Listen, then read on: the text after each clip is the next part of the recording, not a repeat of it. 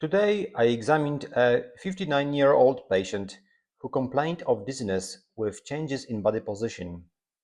I began by performing the Dix-Hallpike maneuver on the right side. First, I turned his head 45 degrees to the right and then quickly laid him down into the Dix-Hallpike position.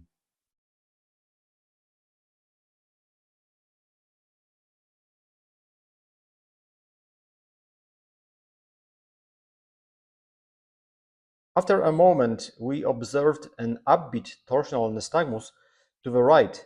This was consistent with benign paroxysmal positional vertigo (BPPV). I waited until the nystagmus subsided.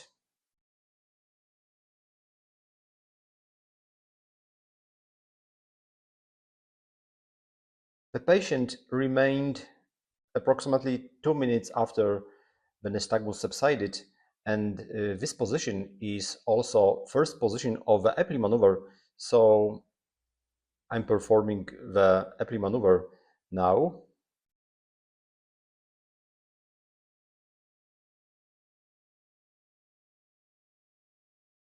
Now I turned the patient's head 90 degrees to the left, and in this way I performed the second step of the Epley maneuver. I kept him in this position for 2 minutes.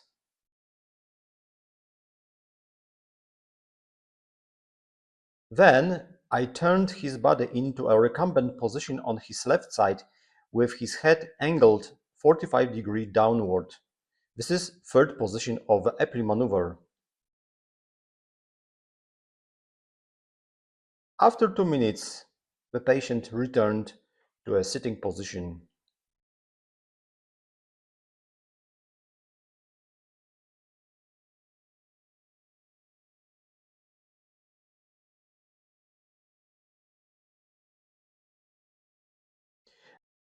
I then repeated the Dix-Hallpike maneuver to verify the outcome. This time, I also turned his head to the right side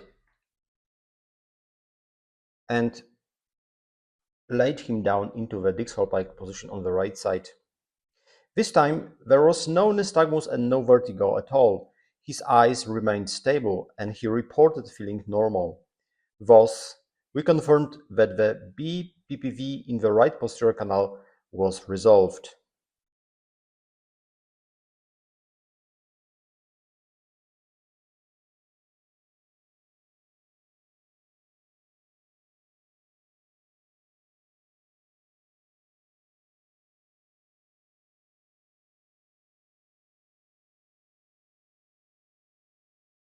In conclusion, this is a straightforward case of BPPV in the posterior canal, in this case on the right side, which is typically located in the ampullary arm of the canal and responds well to the Epley maneuver.